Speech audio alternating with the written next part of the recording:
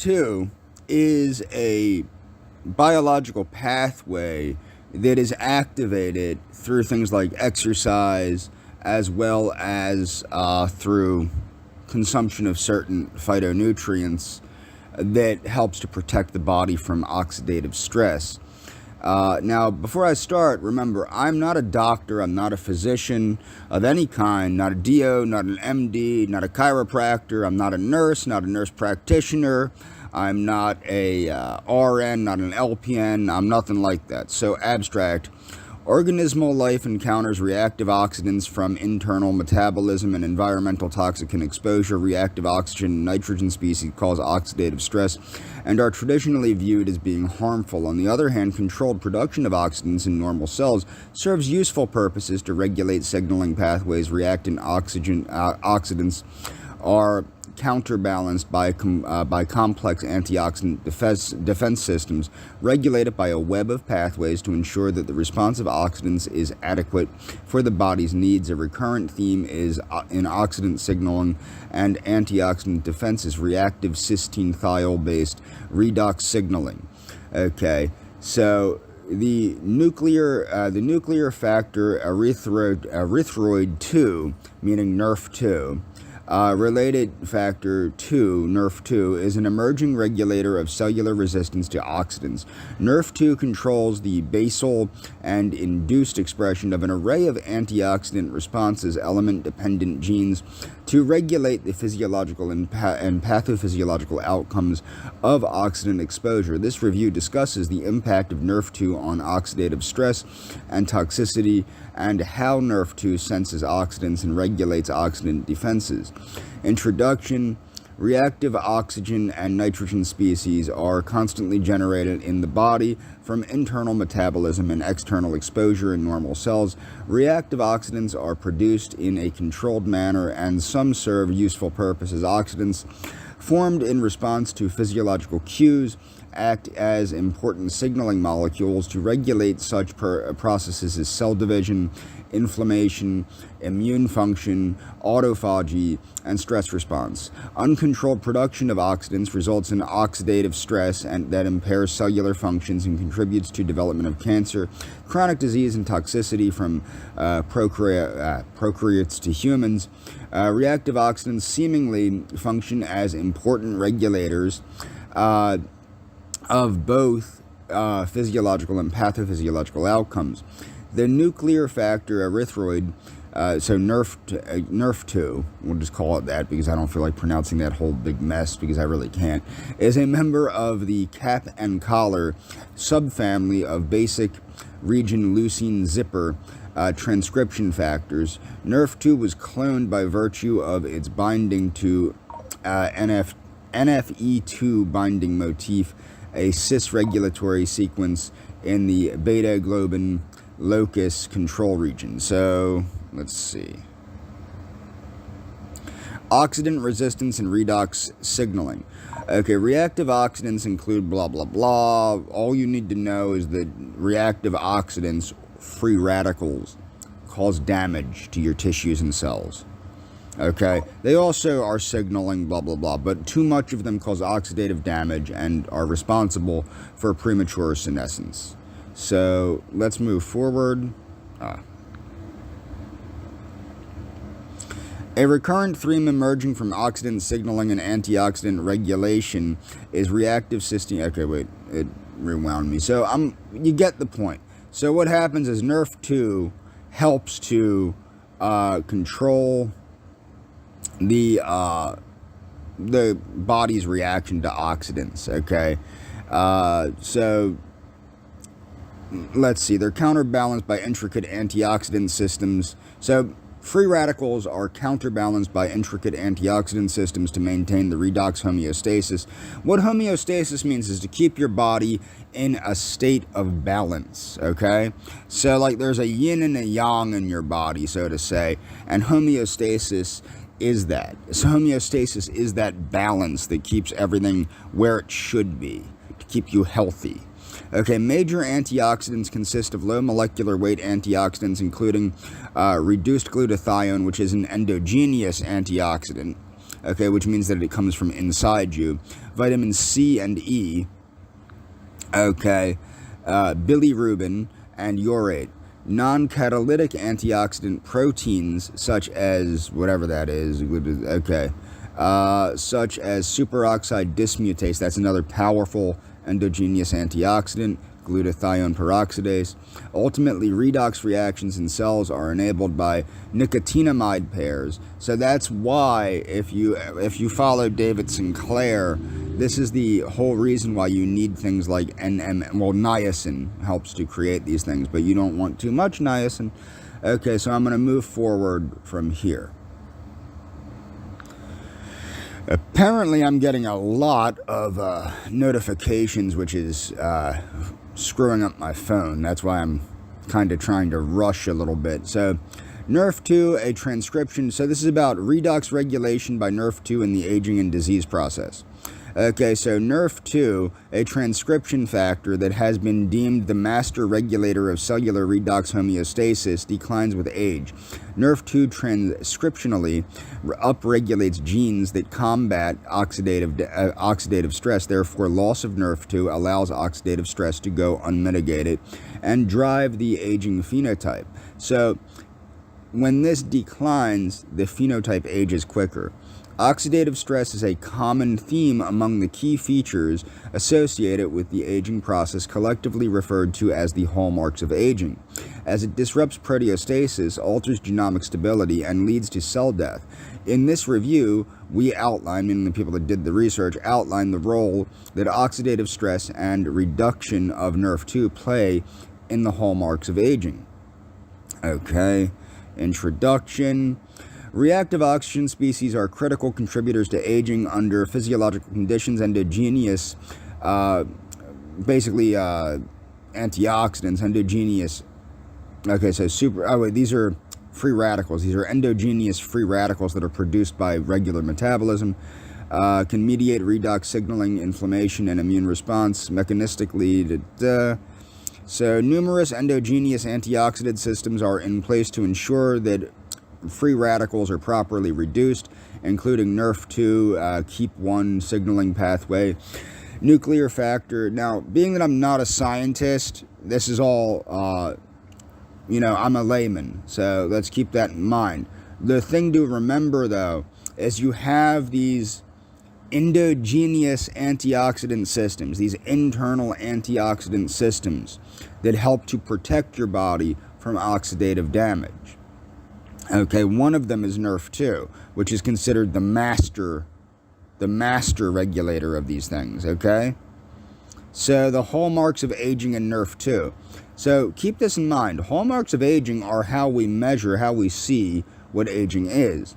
So outlined in a series of criteria that encompass the behavior of aging cells deemed the hallmarks of aging, which include loss of proteostasis, genomic instability, telomere attrition, epigenetic alterations, mitochondrial dysfunction, and deregulated nutrient sensing, cellular senescence, stem cell function, altered intercellular communications.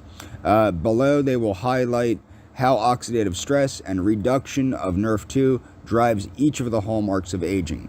Loss of proteostasis. As cells age, an accumulation of unfolded and misfolded proteins can form aggregates that disrupt the normal function of the cell. As misfolded proteins accumulate in the endoplasmic reticulum, the unfolded protein response is triggered by the unfolded protein response. The unfolded protein response consists of three separate branches responsible for combating proteotoxic stress. So splicing via, mRNA splicing requiring enzyme to activate transcription, chaperones, and endoplasmic reticulum associated with protein degradation.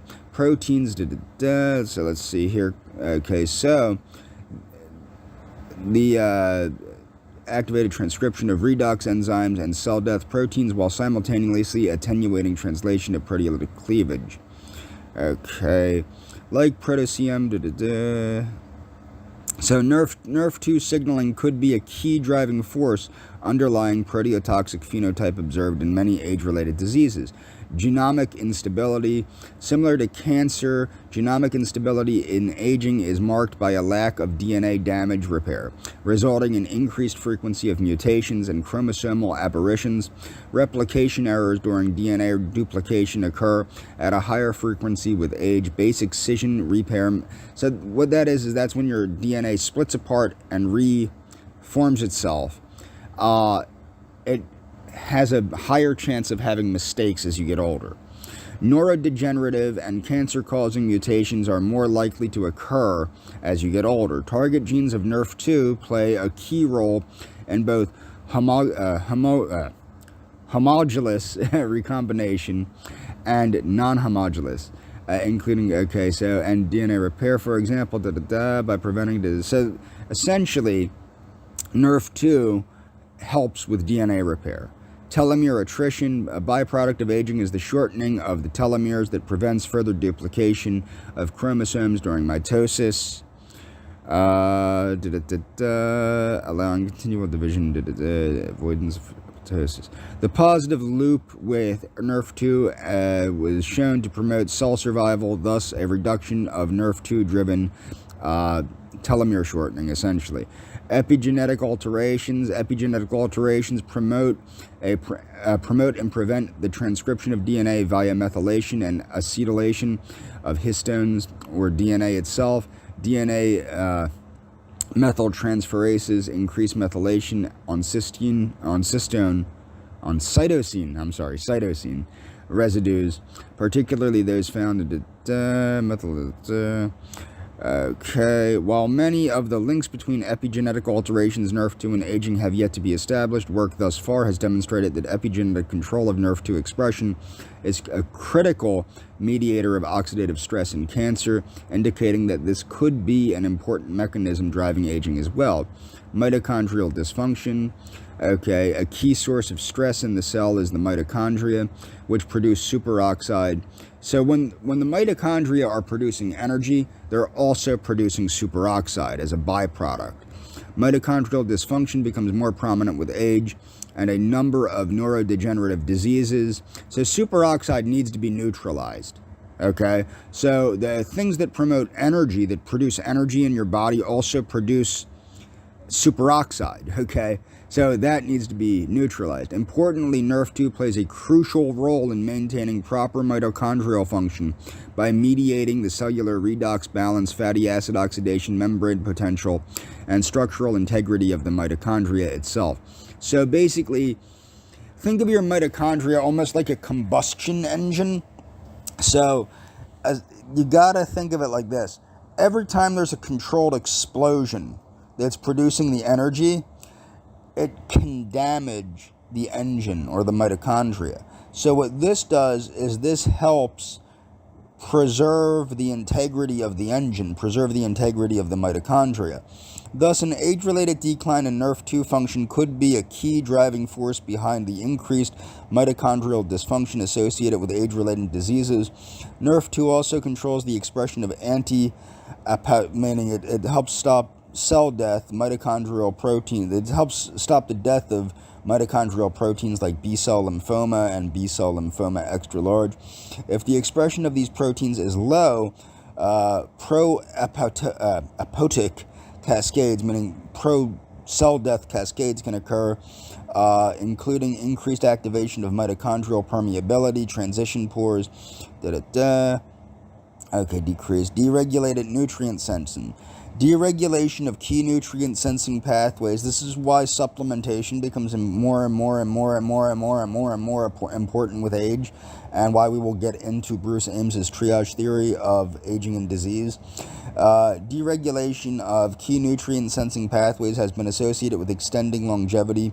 AMPK activated protein kinase, AMPK, which I will get into in another video about phytonutrients, epigenetics, and health, is a critical nutrient sensing protein that is activated in response to decreased ATP levels. However, it has been shown that AMPK responsiveness decreases with age.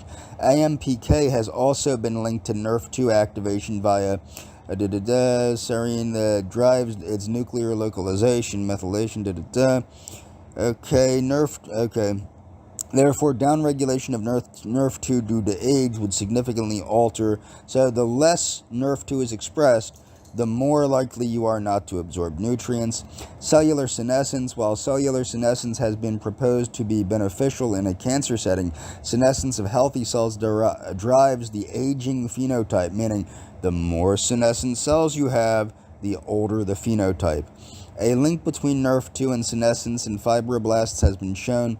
NRF2 was downregulated in older compared to younger cells, thus older fibroblasts were more sensitive to the effects of general oxidative damage or oxidative stress. Studies revealed that young fibroblasts treated with NRF2 inducer did not become senescent compared to untreated controls due to activation of the proteasome. As mentioned above, NRF2 induction promotes proteasome formation.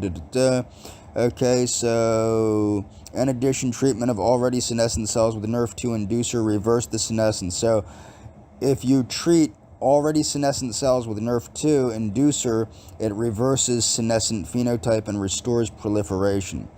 Stem cell exhaustion. Renewal and differentiation of stem cells are a critical part of maintaining tissue homeostasis and repair throughout life. However, it is also known that there is an overall decrease in stem cell functionality in all tissues and organs with advancing age. NRF2 appears to play a dual role in stem cell regeneration during aging. For instance, in the nervous system, studies indicate that while neurostem progenitor cells progressively decline with advancing age, there is striking reduction in NSPC survival.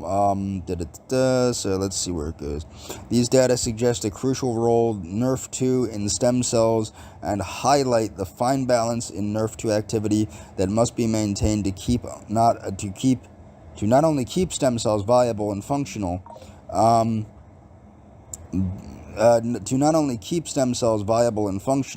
but also prevent their depletion. Furthermore, the studies also suggest targeting the NRF2 pathway as potential approach to optimally modulated stem cell function with age and potentially age-related disorders. Altered intercellular communications. The pathogenic effects associated with altered intercellular communication between aging cells focuses primarily on inflammation. Let's see. Okay. Common in many neurodegenerative disorders. Aggregations. So NRF2 could be a key contributor to the onset of neurodegeneration, while there are other examples of altered intercellular. So what it is when NRF2 decreases, this is a contributor to neurodegeneration, while there are other examples of altered intercellular communication and aging, senescent cells, blah, blah, blah. Inflammation does, which goes to unmitigated when NRF2 is decreased. So NRF2 helps with inflammation, which helps with intercellular communication, age-related pathologies, okay, blah, blah, blah, neurodegeneration, you get the idea. So clearly it seems that the downregulation of NRF2 signaling with age is bad. Okay, so this is chemical activators of NRF2 signaling pathway in non-alcoholic fatty liver. Okay, so let's see here. Non-alcoholic fatty liver disease is a complicated chronic disease. This is something caused by the downregulation of NRF2. The well-known explanation for the occurrence and development of non-alcoholic fatty liver is the multiple hit hypothesis. Such hits include hormones excreted from adipose tissue, meaning when you're fat, insulin resistance, nutritional factors, gut microbiota, and genetic and epigenetic factors. So keep in mind, these things, what happens is as you age, different systems of the body age at quicker rates. Non-alcoholic fatty liver disease is no different. It is the accelerated aging of the liver due to certain lifestyle choices and certain innate issues, both congenital and genetic and things of that nature. So a recent meta-analysis predicted that the global prevalence of non-alcoholic fatty liver disease had reached 25.2%, and in the Middle East and South America it was 31.8% and 30.4% respectively. Okay, the main cause of this obviously is the overconsumption of fructose, which we've already talked about, but the thing is, NRF2 is a transcription factor that contains highly conserved basic. This is about how NRF2 can help. So, relationship between non-alcoholic fatty liver and the NRF2 pathway. Oxidative stress.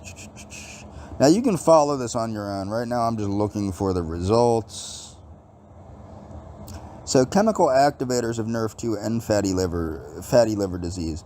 Flavonoids are a class of bioactive antioxidants found in various fruits, vegetables, and plants. Studies have shown that their anti-inflammatory, antioxidant, and anti-tumor properties. Furthermore, flavonoids have also exhibited therapeutic properties in non-alcoholic fatty liver disease by enhancing cellular antioxidant production. Meanwhile, many flavonoids have been proven to be NRF2 activators. Okay, so has been curcumin.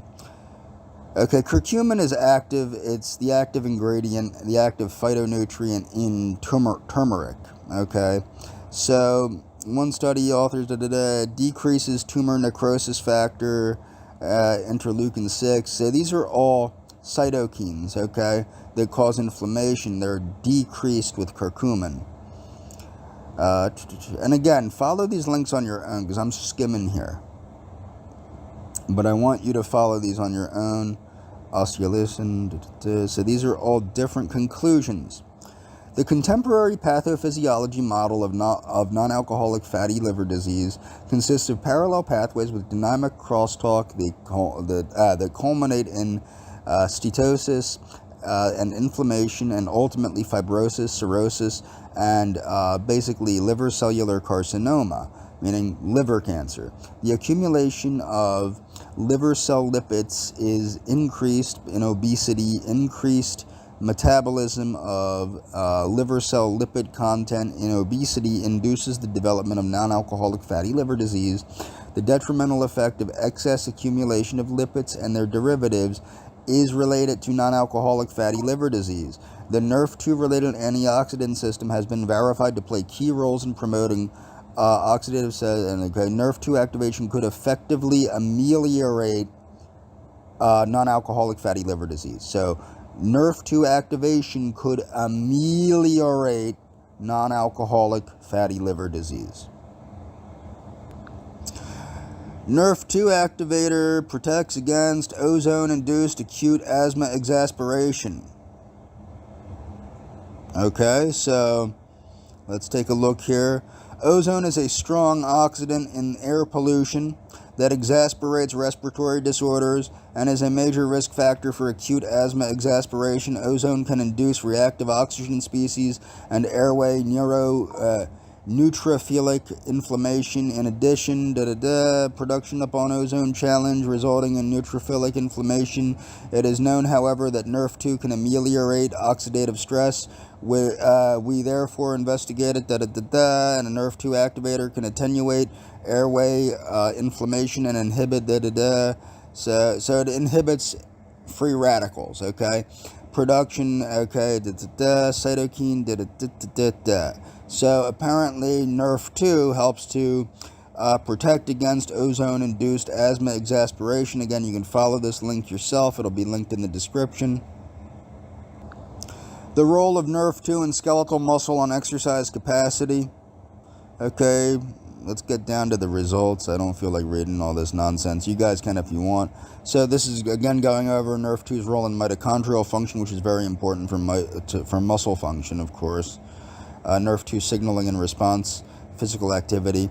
So what you have to understand, though, I will go over this briefly. One of the reasons creatine and creatine monohydrate works is because it helps you produce ATP, which is the cellular energy currency. Now, NRF2 helps with mitochondrial function. Remember, mitochondria produce ATP. Creatine works because it helps you produce ATP. NRF2 helps with mitochondrial health, which also helps you more accurately more effectively produce ATP. NRF2 signaling in response to physical activity. This is important because phytonutrients are not the only way to increase NRF2, but also exercise. Regular physical exercise has numerous health benefits, while a sedentary lifestyle leads to reduced tolerance to stressors and increased risk of chronic diseases. It is widely known that exercise actually promotes the free radical skeletal muscles as energy demand rapidly increases. Hence, the question is whether acute exercise or chronic training changes NRF2 expression. Previous studies involving exercise intervention using mouse models are listed. Effects of exercise on NRF2 expression in mouse skeletal muscles. So what happens is you exercise. Exercise produces free radicals. This causes exercise-induced hormesis. The exercise-induced hormesis makes your body upregulate NRF2. Okay? So I'm simplifying quite a bit there. You can follow this on your own and read it on your own if you want. NRF2 and muscle contractile function. Obviously what that means is your muscle's ability to contract, meaning to do their job. NRF2 deficiency does not dramatically influence skeletal muscle mass in young mice where So let's see here. Mice have effects of NRF2 deficiency on skeletal muscle function. However, it is isolated muscle. In isolated muscle, it is important to note that NRF2 knockout mice show significantly reduced force generation. So what that is mice where NRF2 has been removed from them, and they do not have the ability to generate force. At least not like regular mice. Summary of perspectives. Given the rapid changes in energy demand during exercise, it seems obvious that antioxidant systems regulated by NRF2 are important for athletic performance and skeletal muscle. NRF2 signaling is activated by acute exercise. Again, acute exercise, even on a treadmill, increases free radical production, which then upregulates NRF2, which then has health benefits through exercise-induced hormesis, which is called stress, which is a fancy way of saying stress adaptation. And this response is required for exercise-mediated enhancement of antioxidant proteins. Okay, so it's saying what I'm saying. Conflicts of interest, blah, blah, blah. So flavonoids as putative inducers of transcription factors, NRF2, FOXO, and PPAR. Dietary flavonoids have been shown to extend the lifespan. Keep this in mind. Dietary flavonoids have been shown to extend the lifespan of model organisms and may delay the onset of chronic aging-related diseases. Okay? Keep that in mind. Why am I saying that? If you look at the diets that keep people alive the longest in the blue zones, Okinawa, the Mediterranean regions, the Nicoya Peninsula in Costa Rica, etc., you will notice what? Very, very high amounts of plants are being consumed. Those plants contain flavonoids. You will also notice a particular high intake of flavonoid-rich foods like tea, cocoa, grape, like wine, things of that nature. And also, of course, vegetables like leafy greens, things like that, which also contain these things. It's very obvious what's going on here if you have any common sense. Okay, so flavonoid consumption via diet may benefit cardiovascular health in humans, and in some cases, flavonoid supplementation prolonged life of lower model organisms, such as flies and worms, since many flavonoids are known to act on free radical scavengers. Putative health benefits were partly attributed to their direct antioxidant capacity. However, it has become apparent, so it's not just their direct antioxidant capacity. This is what I want people to understand. This is also true with vitamins. Okay, a lot of people will be like, oh, well, vitamin C prevents wrinkles through its direct antioxidant activity. Not necessarily. Vitamin C is responsible for the formation of collagen, and that helps prevent wrinkles. So it's a double whammy when you take in vitamin C, in the sense that vitamin C is both protecting from wrinkles by protecting from oxidation, but it's also protecting from wrinkles by producing collagen. However, it is the same is true with the flavonoids, because they're signaling processes in cells that are reducing, that are stimulating these genes and these metabolic pathways like NRF2, the FOXO gene, that help to reduce oxidative damage. That's very important to know. Okay, this is materials and methods, plasma, flavonoids and vitamins, quercetin, fisetin, hesperidin, tocopherol, that's vitamin E, neural red assay, okay, statistics, results. The analysis of NRF2 activation, we measured antioxidant response driven by similar to FOXO. The flavonoid quercetin gave positive results in all our experiments. This is one of the reasons I take quercetin every day.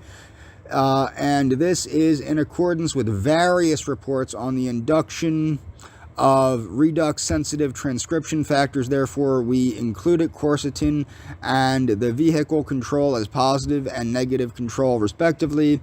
An early set of luciferase assays, the flavones, I don't know what that one is, but epigenin is in parsley and things of that nature, which differ from quercetin by lacking the hydroxyl group in the C ring, which means the carbon ring, appeared to be the most active flavonoids tested. Interestingly, the flavanol fisetin, which differs from quercetin in lacking one hydroxyl group in a ring, also appeared very potent, but did not reach significance in the PPAR assay. I'm going to have to look that up, see what that is. In contrast, lutein and epigenin were highly active in all three reporter gene assays. Remarkably, most of the compounds tested showed similar potencies to activate all three transcription factor responsive assays. The isoflavonoids, datazine and genosine, these are in soy, seem to be moderate and weak inducers respectively, and in all three assays, these two isoflavonoids differ from each other, which, okay. Consistent with data from lifespan studies showing that ascorbic acid do not extend lifespan of model organisms, neither do vitamin C nor vitamin D. Now, there is other research that shows otherwise, and that's why it's important not to look at one study, okay? Our data obtained does not indicate obvious structure-activity relationships between NRF2, the flavonoid to flavanol counterparts of epigenin, patterns. Let's see if I can get to the results. Gene activation patterns elicited do not correlate with their antioxidant activities, meaning that you can remove the antioxidant activities of these flavonoids and they will still activate these genes, which causes the health benefits. Pro and antioxidant potentials of conclusion. While free radical scavenging properties of flavonoids do not correlate with the capability of these secondary plant metabolites to induce longevity-associated transcription factors, more in vivo, meaning in the body, research is needed to understand how flavonoids may benefit longevity because of the possibility of interconnected signaling pathways that are induced and impact of metabolism on the bioavailability of these compounds. Further research is in more complex models. What's important to understand also, keep in mind that vitamin C increases the absorbability of quercetin. So keep that in mind too.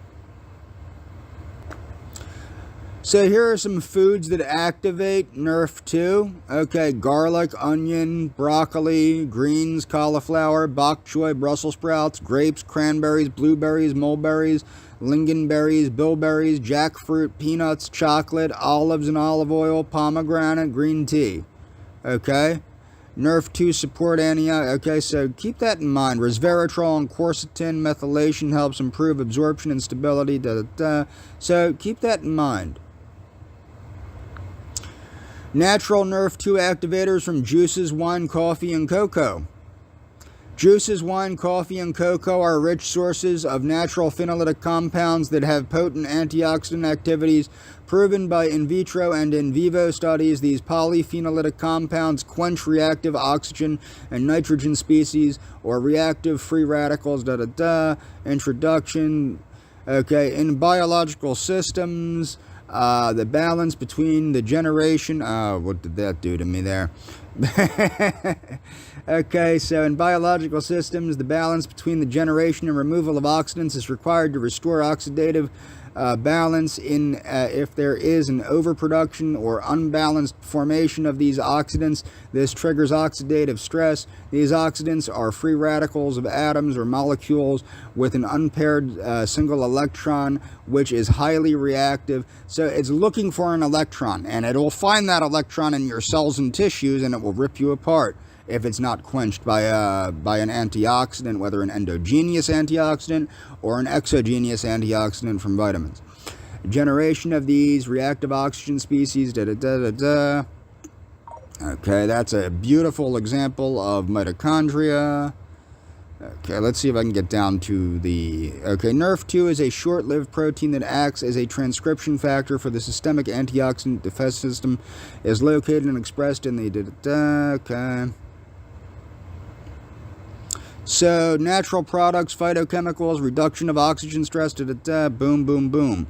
Okay, the present review deals with the activation of NRF2 by natural components present in juices, coffee, cocoa, and wine. What I would like to point out, though, with juices, keep in mind there's sugar in juices, and sugar translates to cross-linking, translates to non-alcoholic fatty liver disease, translates to problems. So when you can reduce sugar and increase the intake of these compounds with things such as cocoa, or even berries, which are lower in sugar, strawberries, blueberries, these things, it's generally going to be better. As I said, I take citrus peel, and I take quercetin. I'm not telling you to take anything. Remember, this video is not health advice. I'm not a health professional.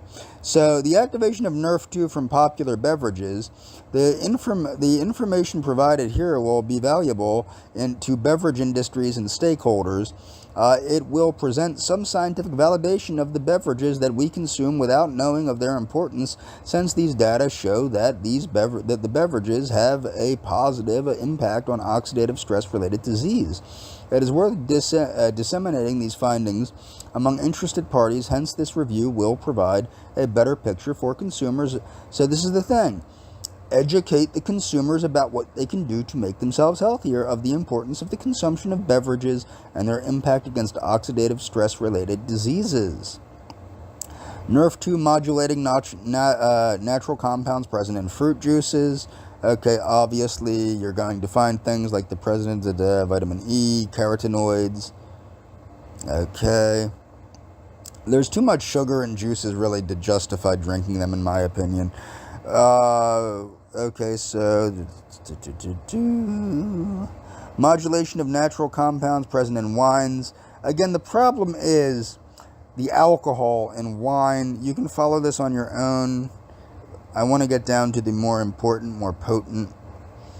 Modulation of natural compounds present in coffee and cocoa. Here we go. Coffee, tea, and cocoa-containing beverages are known to have potential antioxidant activity. Now, the thing is with this, coffee, tea, and cocoa, I would highly recommend, if you're drinking coffee or tea, to go for a decaffeinated form. Okay? I would also highly recommend with cocoa that you don't overdo it, but keep in mind cocoa, you are getting a lot more potency. I have between 3 and 9 tablespoons of cocoa a day in water, okay? On top of, the other NRF2 stimulating phytonutrients I take every day in tablet and capsule form. Okay, but what you need to understand is you don't, like with alcohol, you don't want to overdo the caffeine. So, the presence of rich flavonoid and polyphenolic compounds. A cup of coffee contains 200 to 500 milligrams of polyphenols, 150 to 200 milligrams in a cup of tea, and 200 to 400 milligrams in 100 grams of cocoa powder. Therefore, these beverages make a significant contribution in terms of the phenolic intake for the human diet. Coffee contains a large number of polyphenolic compounds, such as chlorogenic acid, ferulic acid, caffeic acid. 10 grams of coffee per cup of brew contains about 325 milligrams of chlorogenic acid. Similar polyphenols present in cocoa are catechins. Now, this is the other thing. The phenolic compounds present in cocoa are better at activating. So you have catechins, like in green tea, are in cocoa.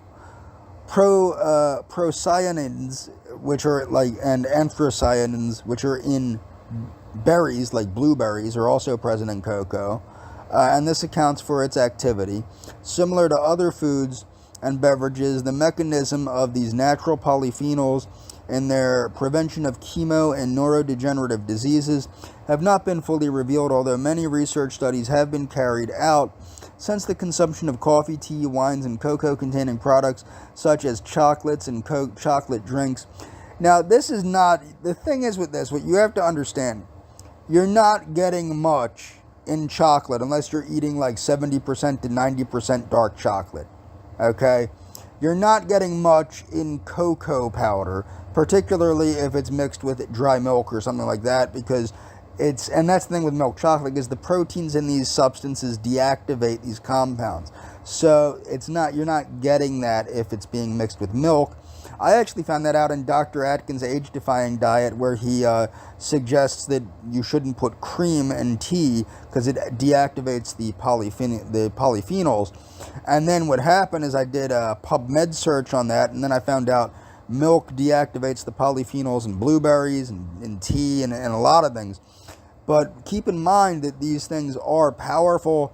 So the polyphenolic compounds present in these beverages vary, but they are mainly epicatechins in green teas, epicatechins and tannins in black teas, catechins, procyanins and anthocyanins in cocoa, and chlorogenic acids, caffeic acid, and melanodins, high molecular weight nitrogenous, blah blah blah, in roasted coffee.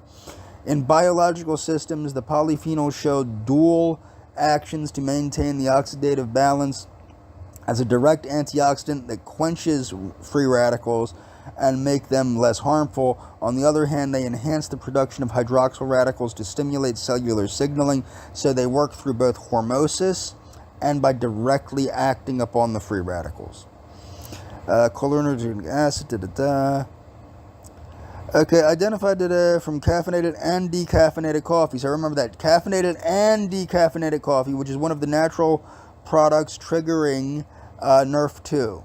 Okay, so if you're going to have coffee, I would recommend decaffeinated. Okay, NRF2 inhibitors from beverages. The activation of NRF2 has been studied extensively, blah, blah, blah. Overexpression of NRF2 resulted in enhanced resistance to cancer.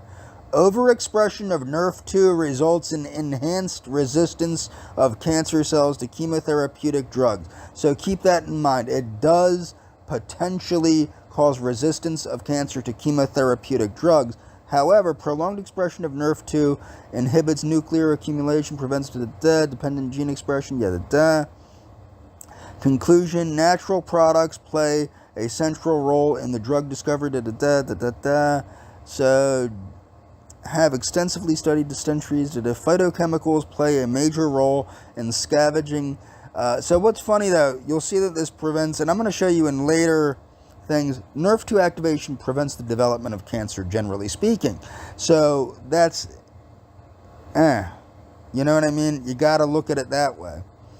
So conclusions and future perspective: natural products play a central role in the drug discovery process, regardless of their source. Plant phytochemicals have been extensively studied for centuries due to their beneficial biological properties and abundance in nature. The production of reactive species as a result of oxidative stress is the main cause of many chronic diseases. Phytochemicals play a major role and scavenging these reactive species. The availability and position of phenylytic hydroxyl groups stabilize free radical scavenging activity. Since these phenylytic hydroxyl groups are electron donor groups, meaning that they're giving an electron to the free radical to stop it from searching for an electron in your cells, the NRF2 to the pathway is important. Okay.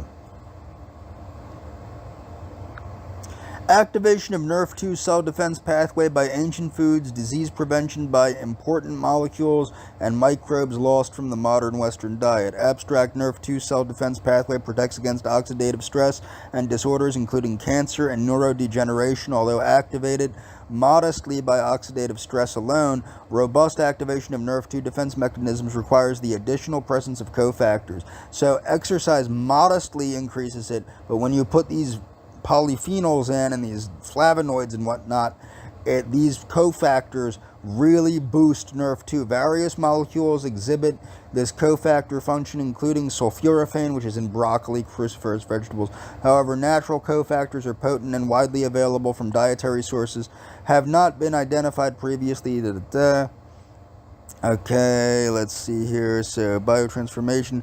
Common plant compounds by lactobacilli, which is these are bacteria in the gut. And that's the thing, is you also have to remember, eating prebiotic fibers help to create a positive gut microbiome, which is also going to help with your NRF2. So, traditionally fermented foods and beverages convert common phenolic acids found in fruits and vegetables. Okay, all alkaloids are found in wood smoke. They are used thus potentially numerous sources of killer.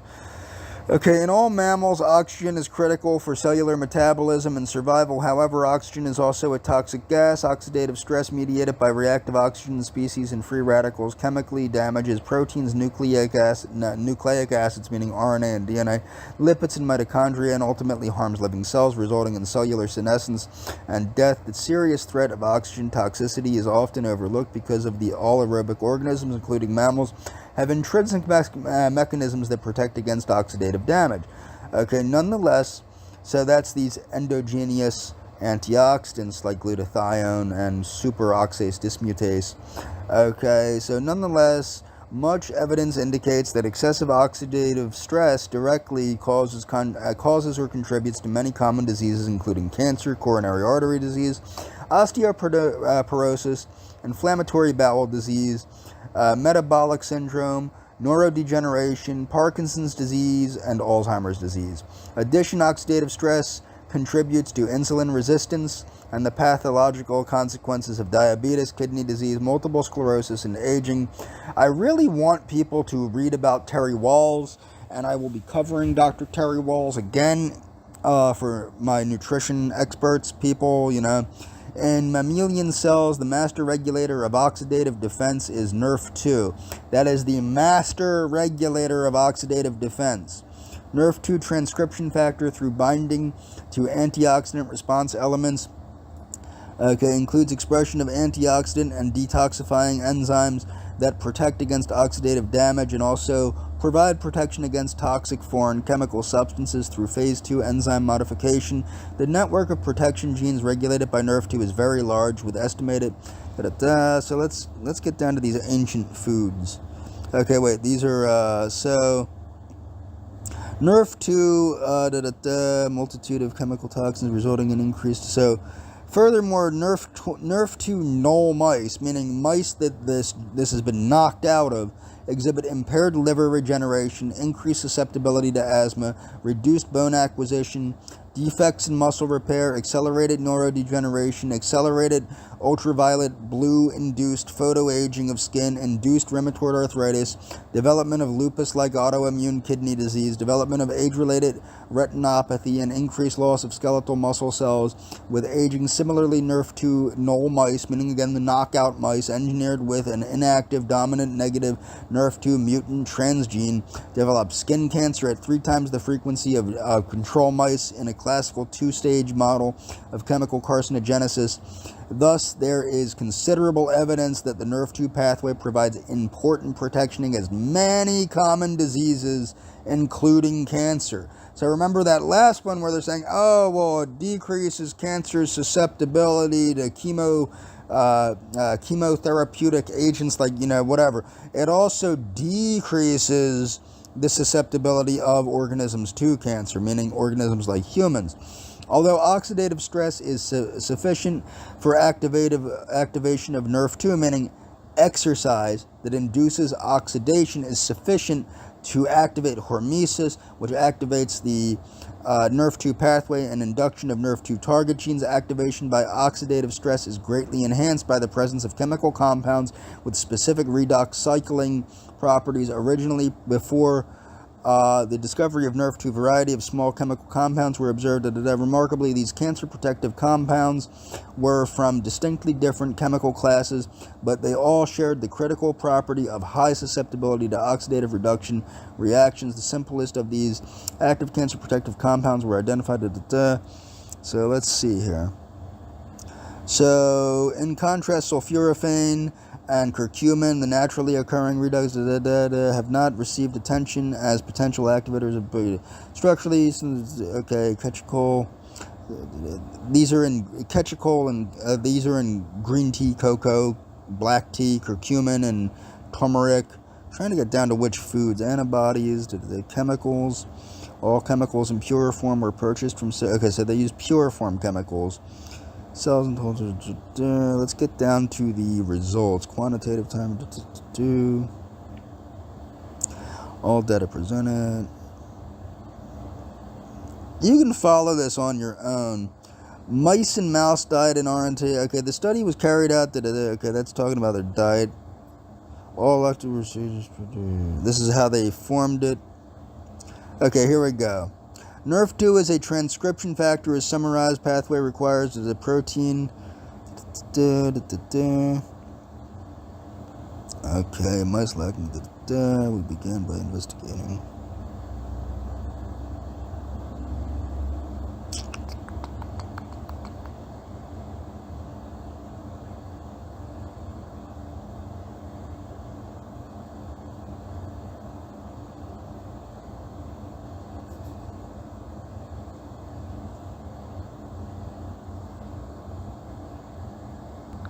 Okay, these are some dietary sources. Okay, so traditional fermentation of vegetables and fruits express the microbial enzyme phenylytic extract. Okay, in a particular, the NRF2 activators, potentially important natural mechanisms for generating potent activators of NRF2 pathway have been considered previously. Therefore, performed experiments. Blah blah blah.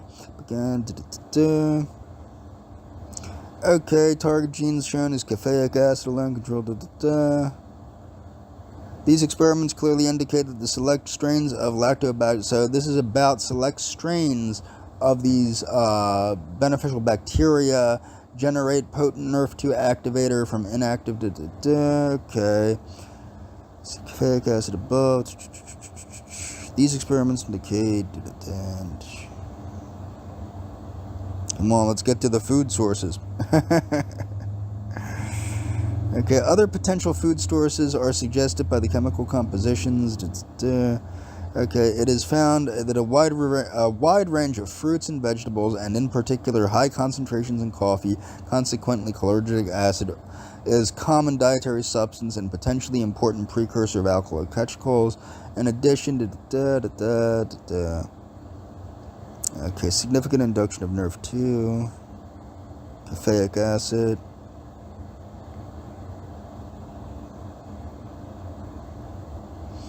Okay, so NRF2 cell defense pathway provides natural protection against oxidative stress and chemical toxicity through the induction of numerous target genes. However, robust activation of NRF2 mediated protection requires not only reactive oxygen species, but also relatively small electrochemical cofactors, most often referred to as chemical inducers or NRF2 activators. These inducers or NRF2 activators amplify the basically the body's reaction to the free radicals.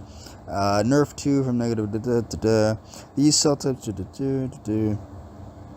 Okay, although catechol was among the first compounds recognized as a cancer protective compound, nonetheless, alcohol catechols each satisfy well-defined and relatively strict structural criteria. Thus, apart from sulforaphane, sulforaphane is in the cruciferous vegetables, broccoli, cabbage, etc.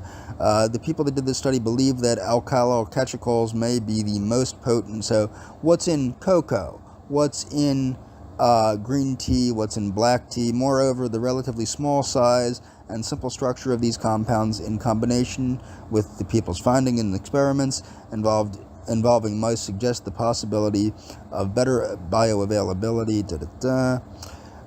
It seems likely that NRF2 pathway evolved in presence of electrochemical cofactors. However, the identity of such cofactors has remained obscure. Few natural compounds truly satisfy the structural criteria for oxidative reduction liability. By contrast, there are very numerous and diverse natural dietary sources of alkyl catechols and catechol, as described below. The abundant natural sources of catechols, together with chemical structure that favors oxidative reduction liability, suggest that the biochemistry of NRF2 regulation may have evolved to function optimally in the presence of this family of cofactors. Now, what I want to point out before I close this out, these foods and beverages, including many fermented vegetables such as olives, cabbage, cucumbers, eggplants, caper berries, grape extracts, and also traditional ciders, malt whiskeys. I would not recommend drinking malt whiskey to get antioxidants, okay? Sourdough breads. So these fermented foods help to stimulate NRF2. But what I want to point out before closing this, notice how evolution affected us quantum physically speaking. Because you have to remember, this is dealing on the quantum level. This is dealing with electrons and things like that. And that's why if you look at the Open Longevity Project, why it's important that they're dealing with things with mathematics and physics and things like that, things that are way beyond my scope of understanding. But we evolved not only on the obvious material level, but the material level goes to the subatomic level. Okay, so there's the atomic level and the subatomic level, of course, and that's where you have to understand these free radicals are looking for an electron, which is a subatomic particle, and they're trying to find that, and they have to be quenched. So you have to think about the quantum evolution. We evolved. Quantum physics needs to be understood to fully understand biology, natural selection, and the future evolution of humanity. And that's all for this video. Links are in the description. Feel free to follow them.